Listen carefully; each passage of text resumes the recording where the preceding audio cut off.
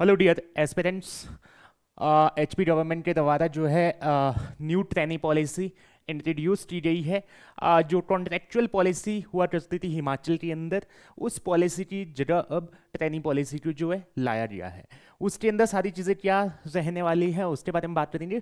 पूरा जो लेटर एक पर्सनल डिपार्टमेंट के द्वारा भेजा गया है HPRCA HPPSC और हर एक डिस्ट्रिक्ट के DCs एंड जितने भी बोर्ड्स एंड कॉरपोरेशंस हैं उनके जो है MDs को भेजा गया है।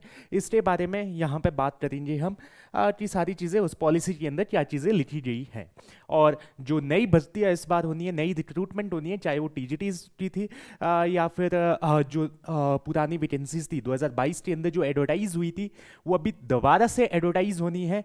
उसके बारे में क्या सिनेरियो अभी चल रहा है उसके बारे में भी बात करेंगे। चलिए सबसे पहले देखते हैं ये लेटर्स जो है निकाला गया है government of Himachal Pradesh department of personal, ठीक है, पर्सनल डिपार्टमेंट के द्वारा निकाला गया है। तो ये भेजा गया है administrative secretaries to the government of Himachal Pradesh, all heads of department in Himachal Pradesh, all divisional commissioners, deputy commissioners in Himachal Pradesh, all chairmen, managing directors, secretaries, registrar of all the public sector undertakings, corporations, boards, universities, etc. in Himachal Pradesh, secretary, Public Service Commission Shimla, secretary राज्य चयन आयोग हमीरपुर, इन सभी को ये letter यहाँ से forward किया गया है। यहाँ अगर हम सब्जेक्ट देखते हैं इसके अंदर क्या दिया गया है, regarding requisition of vacancies, selection process and offer of appointments guidelines thereof. यहाँ पे दिया गया है I am directed to refer to the subject cited above and to say that state government has enacted the Himachal Pradesh recruitment and conditions of service of government employees act 2024 which has come into force from 20th Feb 2025 से ये जो है force हुआ है, enforce हुआ है। इसके बारे में देखते हैं आगे क्या दिया गया है। देखिए जो यहाँ पे कॉन्ट्रैक्ट वर्ड था 2003 की पॉलिसी के अंदर, उस वर्ड को हटा के यहाँ पे क्या है बाय रेगुलराइजेशन से उसे जो है रिप्लेस कर दिया गया है। इसके बाद यहाँ पे अगर हम बात करते हैं, the matter has been considered by government and it has been decided that in case where vacancies have been advertised under the then provisions of relevant rule, selection process underway and completed। देखिए जहां भी vacancies advertise हुई थी, जो अभी process उनका underway है या प्रोसेस कंप्लीट हो चुका है, ठीक है, और रिकमेंडेशन कर दिए गए हैं and offer of appointment thereof given to the candidates irrespective of fact whether joined or joining kept on hold. उन्होंने ज्वाइन कर रखा है या ज्वाइनिंग कर रहे हैं, उन्हें होल्ड पर रखा जाएगा। Such cases shall be regulated with the following term and condition. तो 20/2/2025 के बाद जो भी अपॉइंटमेंट आपके होने हैं, सारे के सारे अपॉइंटमेंट इसी रूल्स एंड पॉलिसी के थ्रू जो है होने हैं। ट्रेनी वर्ड उनके जो है जॉब के पीछे लग जाएगा, जो भी पोस्ट होगी उसके पीछे लग जाएगा। फॉर एग्जांपल क्लैरिकल की पोस्ट है तो ट्रेनी क्लर्क, या फिर कोई और पोस्ट है तो ट्रेनी, उसके पीछे उसका पोस्ट का नाम लग जाएगा। ये यहाँ पे बोला गया है। देखिए कंडीशंस क्या बोले, the candidate shall be engaged as a trainee, name of the post, उसके बाद नेम ऑफ द पोस्ट लग जाएगा। For example trainee teacher, trainee lecturer, इस तरह से, ठीक है। उसके बाद the candidate engaged as trainee shall sign an agreement as per annex of A. Annex A नीचे है, उसके अंदर भी पढ़ेंगे, वहां पे कंप्लीट दिया गया है कि जो कॉन्ट्रेक्चुअल पीरियड पहले था 2 साल का, अब ट्रेनी पीरियड 2 साल का होगा या कितने साल का होगा वो हम एनेक्स ए के अंदर पढ़ेंगे। वहां पे दिया है, क्लियरली मेंशन्ड है कितने साल का आफ्टर ट्रेनी पीरियड रहेगा, ठीक है। उसके बाद देखिए regularisation of increment engaged as trainee will be governed by the instructions issued in this regard by the government after completion of the training। तो रेगुलराइजेशन के बारे में जो भी इंस्ट्रक्शन जो है गवर्नमेंट की ओर से दिए जाएंगे, उनका जो है ट्रेनिंग पीरियड खत्म करने के बाद वो उस अकॉर्डिंग रहेगा। जो ट्रेनी है, trainee name of post will be paid consolidated fix amount, consolidated fix amount उसका पे किया जाएगा। जो भी उसका पीरियड रहेगा उसके अंदर कितना 60%, पहले भी 60% था, अभी भी 60% है, इसके अंदर कोई भी चेंज नहीं किया गया है। बिफोर पहले भी क्या होता था, जो फर्स्ट सेल आपका है जो पे मैट्रिक्स का, ठीक है, पे मैट्रिक्स का जो फर्स्ट सेल है उसका जो है 60%। अगर आपका बेसिक पे 56,100 बन रहा है तो आपका 60% उसका निकाल दीजिए, वो आपको मिलेगा जो है यहाँ पे कंसोलिडेटेड फिक्स्ड अमाउंट। ठीक है, क्लियर है। जैसे आपका क्लैरिकल के अंदर 12,000 मिलता है, ठीक है, वैसे ही आप जेवीआईटी के अंदर क्लैरिकल के अंदर 12,000 समथिंग मिलता है, वही सेम आपका सैलरी यहाँ रहने वाला है। सैलरी में कोई भी चेंज नहीं हुआ है ट्रेनी पीरियड के अंदर। The candidate engaged as trainee shall not be entitled for service benefit as are admissible to the government employ on regular basis.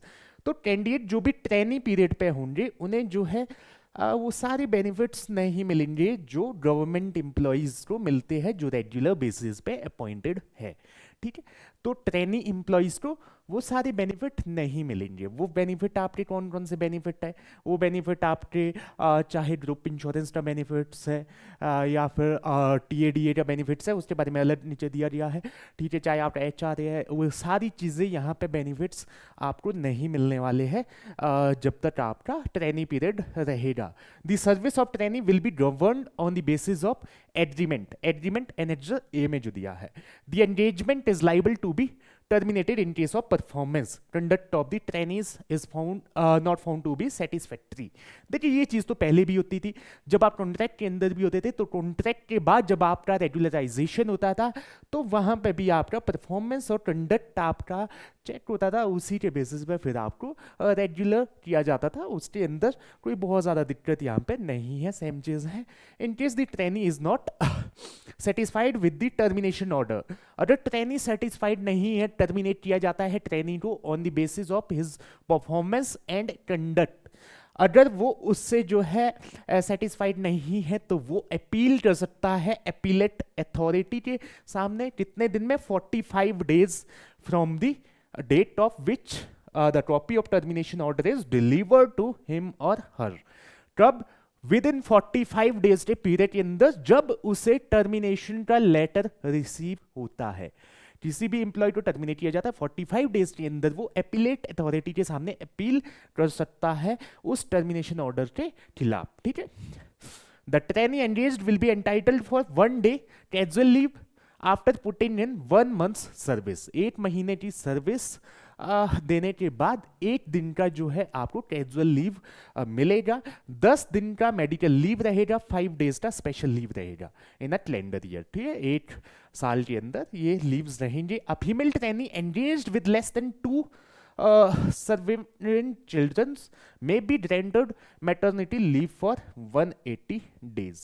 ठीक है, 2 से कम बच्चों के लिए आपको मैटरनिटी लीव जो है कितना मिलेगा? 180 डेज का। ये भी सिमिलर वैसे है जैसे आपका बाकी रेगुलर सर्विस के अंदर भी रहता है। Female trainee engaged shell also be entitled for maternity leave not exceeding 45 days in respect of number of surviving children during the entire service in case of miscarriage including abortion on production of medical certificate। medical certificate आपको produce करना पड़ेगा, issued by authorized government medical officer। ठीक है, trainees engaged shall not be entitled for medical reimbursement। medical reimbursement के लिए जो है trainees engaged नहीं होंगे। LTC etc no leave of any kind except above will be admissible to the trainee। इनके अलावा कोई भी लीव ट्रेनीज को नहीं मिलेंगे। Unavailed casual leave, medical leave, special leave can be accumulated up to the calendar year। जो आपकी leaves होगी उसको आप accumulate कर सकते हैं, आगे जो है आप बचा सकते हैं नेक्स्ट मंथ्स के लिए किसी भी कैलेंडर ईयर में। कैलेंडर ईयर के आगे will not be carried forward to the next calendar year. अगले कैलेंडर ईयर के लिए आपके जो लीव्स है वो नहीं शिफ्ट होंगे। ठीक है, उसी कैलेंडर ईयर के अंदर आपके जितने लीव्स है वो आपने ले लिए, जो नहीं लिए वो आपके खत्म हो जाएंगे। ठीक है, unauthorized absence from the duty without the approval of the controlling officer shall automatically lead to the termination of the trainee।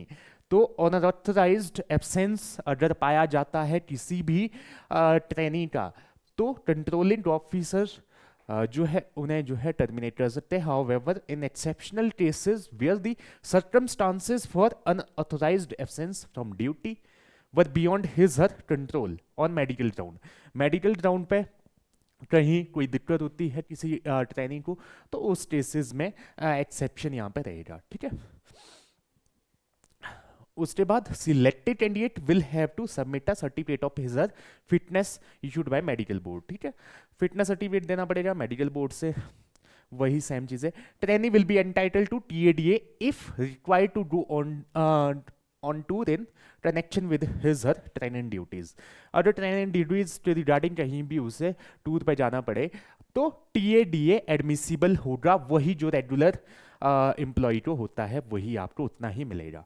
Provision of service rule like FRSR, leave rules, GPF rules, pension rules, conduct rules etcetera are applicable in case of regular employees, will not be applicable in case of trainees। तो trainees को ये सारी चीजें नहीं रहेगी। Leave rules, GPF rules, pension rules, conduct rules ये different होंगे, जब आप रेगुलर हो जाएंगे तब ये चीजें अप्लाई होगी।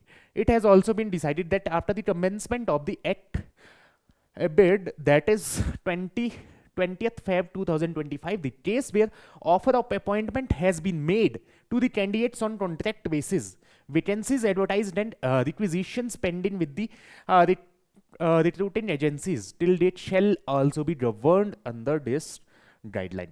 तो जितने भी सारे रिक्विजिशन भेजे गए थे HPRC या HPPSC को, वो सारे गवर्नड होंगे इस पॉलिसी की अंडर। इसलिए अभी तक जो वैकेंसीज थे, वैकेंसीज हमने पहले भी आपको बताया था कि अप्रैल के अंदर या मई के अंदर वैकेंसीज आ सकते हैं। वैकेंसीज डिले हुए हैं, हाँ बहुत ज़्यादा डिले हुआ है, लेकिन अभी चांसेस लग रहे थे कि वैकेंसीज आ सकती है। तो वो डिले हुई थी इस वजह से, क्योंकि नए रूल्स आपके बनने थे, तो वो रूल्स अब बन चुके हैं। अब इस पॉलिसी के अंडर जो है रेगुलेट होंगे जितने भी न्यू रिक्रूटमेंट होने हैं HPRC, HPPSC के थ्रू, या फिर बाकी जितने भी board, corporation, public sector undertakings है उनके थ्रू। ठीक है, तो सारे हर एक पोस्ट पे ये गाइडलाइन इंप्लीमेंट होंगे। तो अब जो आपकी वैकेंसीज है वो आप एक्सपेक्ट कर सकते हैं कि अब बहुत ही जल्द आपको वैकेंसीज देखने को मिल सकते हैं HPRC और HPPSC की ओर से। This instruction may be about to the knowledge of all concerned for strict compliance.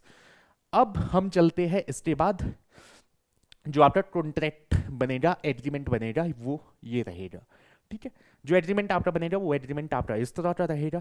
अब देखिए इस एग्रीमेंट के अंदर क्या लिखा है। इस एग्रीमेंट के अंदर, ये एग्रीमेंट के अंदर ही आपको टाइम पीरियड देखने को मिलेगा, कितना टाइम पीरियड जो है रहेगा इसका। For form of agreement to be executive between trainee and the government of Himachal Pradesh.